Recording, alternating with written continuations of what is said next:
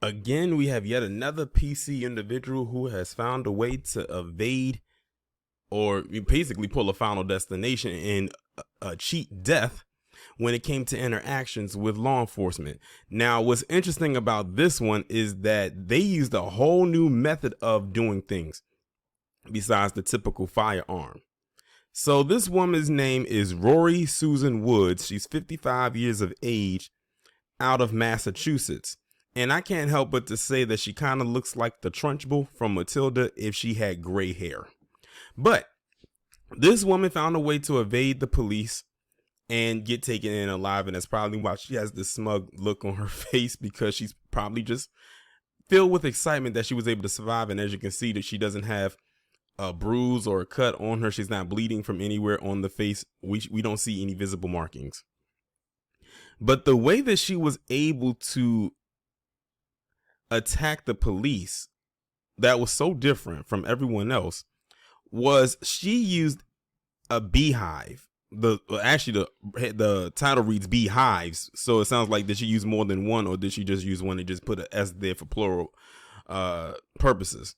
But yes, this woman attacked the cops with a whole beehive. I have never heard of that method of attack before. And I wonder, was she wearing one of those beehive suits to protect herself from getting stung herself? If she used this with her bare hands and didn't mind getting stung with it, doesn't look like she got stung because it would have shown on her face. She must have a high tolerance for pain. But let's see what this story is hitting on. A Massachusetts woman faces charges after she allegedly tried using beehives to attack sheriff deputies during an eviction. So she tried to use them, but she wasn't successful. Because I'm about to say, if she did, she would have had bee stings for sure. According to a news release from Hampton County Sheriff's Department on October 12th at around 9:15 a.m., 55-year-old Rorie Susan Woods of Hadley pulled up to an ongoing eviction in a blue Nissan Xterra. Woods left her dog in the car and immediately went to the beehives being towed by her SUV and tried to open the lids to unleash the bees.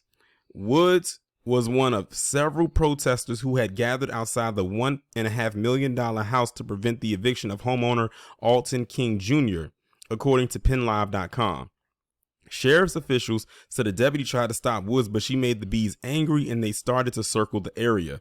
Woods then allegedly smashed the lid and flipped a hive on the flatbed, which made the bees very aggressive. The bees stung several officers and bystanders who were watching nearby. Now, let me just say this.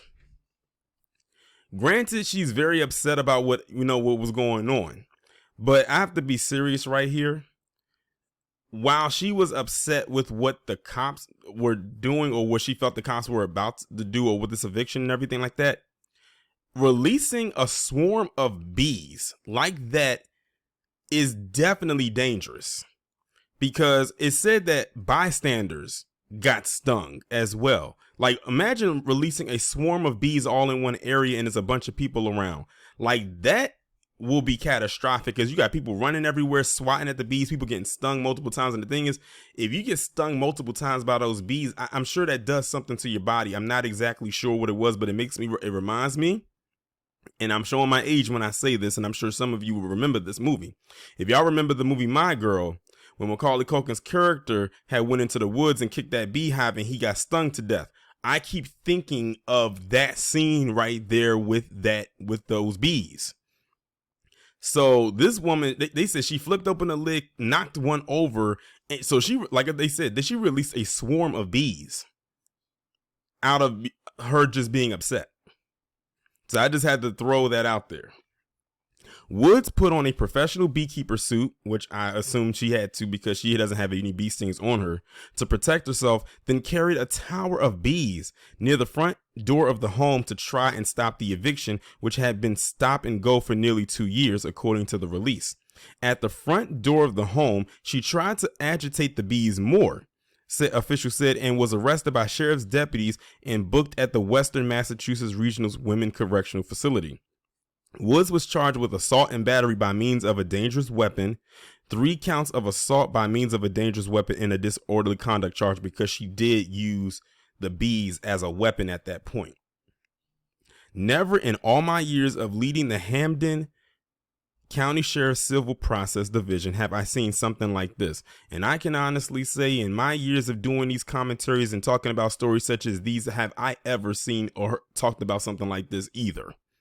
Like this is some of the wildest stuff you will ever hear. And I'm being completely honest.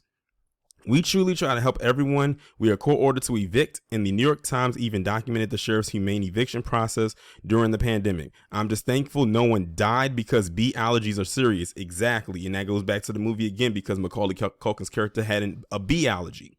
So the sheriff mentioning that is another thing. Because imagine if them people had bee allergies, they could have died, especially if they didn't have an EpiPen on them. Which, of course, if you have allergies like that, you should always have your EpiPen on you at all times. I hope that these out-of-county protesters will consider using such extreme measures in the future, will reconsider using such extreme measures in the future because they will be charged and prosecuted. We are always prepared for protests when it comes to evictions, but a majority of the groups who protest understand that we are just doing our statutory duty in accordance with state law, stated Sheriff Nick Koke. And they appreciate how we go above and beyond to help the people being evicted with anything they need, from food and temporary shelter to long-term housing, employment and mental health and substance use disorder treatment. But this woman who traveled here put lives in danger, as several of the staff on the scene are allergic to bees. We had one staff member go to the hospital, and luckily he was all right, or luckily he was all right, or she would be facing manslaughter charges. I support people's right to protest peacefully, but when you cross the line and put my staff and the public in danger, I promise you will be arrested. I can't even be mad or feel some type of way about what the sheriff said, because she did put people's lives in danger, all because of the extreme measures of how she felt. And they said she traveled there, so it sounds to me like she's not even from the area, and she just happened to carry a bunch of bees with her. So she came there with the intent to release them, just in case, if it ever gotten that far. Maybe she wasn't intending to release them, but it just got to that point. But yeah, she's lucky that nobody died. And they said someone there had a bee allergy and they had got stung, but luckily for them, they didn't die. And luckily for them, hopefully they didn't get stung too many times, but they probably have. So yeah, this woman is crazy as all bat shit. Well, I should say bee shit, but that doesn't quite hit the same as bat shit. To go and release a whole bunch of bees into the wild, well, not even to the wild, into just what seems to be a residential area like that. Like, what in the world was she thinking? It probably looked like the plague when she did that. You know how with the locusts, but I'm sure there was bees in the locusts, but damn. Yet again, PC has struck yet again and taken in comfortably, unharmed and unscathed.